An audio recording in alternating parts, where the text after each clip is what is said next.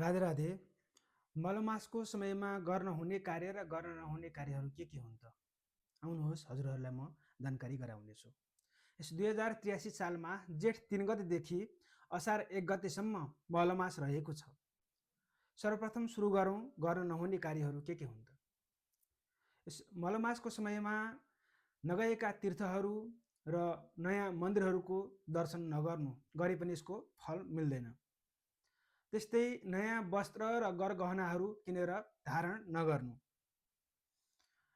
नयाँ व्रतको सुरुवात तथा व्रतको साङ्केता समापन यो समयमा नगर्नु।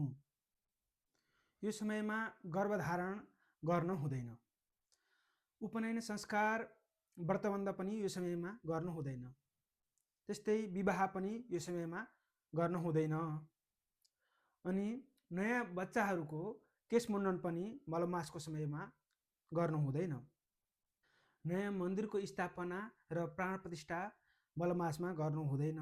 त्यस्तै नयाँ पदहरूको जिम्मेवारी यो समयमा नलिएको राम्रो।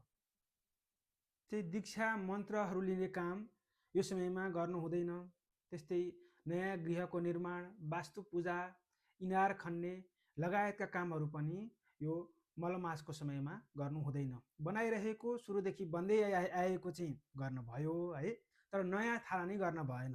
नयाँ बनिरहेको घर बिचमा रोक्नु भनेको होइन है। फेरि विवाह पछिको पहिलो मलमासमा नवविवाहिता वधू पतिको घरमा बस्न हुँदैन। यसले दुवैलाई कष्ट पुर्याउँदछ र मलमासमा बाहेक अरू समयमा मृत्यु भएकाहरूको यो समयमा श्राद्ध गर्न हुँदैन। यो मलमासमा विशेष कामना गरेर गरिने कुनै पनि यज्ञहरू गर्न हुँदैन। फेरि गर्न नहुने भन्दैमा भगवानको भजन कीर्तन पनि गर्न नहुने चाहिँ होइन है। यो पुरुषोत्तम मासमा, यो मलमासलाई पुरुषोत्तम मास पनि भनिन्छ। यो समयमा गरिएको भजन कीर्तनहरू, भगवानको नाम जपहरू अरू समयको भन्दा धेरै फलदायी पनि छ। यो समयको महत्त्व पनि छ है। यी त भए गर्न नहुने कार्यहरू। अब गर्न हुने कार्यहरू चाहिँ के हुन्? यो मलमासमा गर्न हुने कार्यहरू चाहिँ निम्न छन्। सधैँ गर्दै आएको आफ्नो नित्य पूजा, भगवान पाञ्चयनको पूजाहरू गर्नुपर्दछ, छोड्नु हुँदैन। त्यस्तै गर्दै आएको व्रतहरू, उत्सवहरू पनि निरन्तर गरि नै राख्नु पर्दछ, छोड्नु हुँदैन।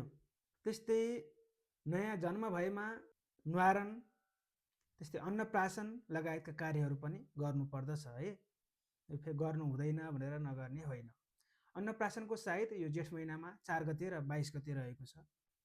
यदि नानीहरूको 5 महिना पुगेको छ र बाबुहरूको 6 महिना पुगेको छ भने यो समयमा अन्नप्राशन पनि गर्न मिल्दछ।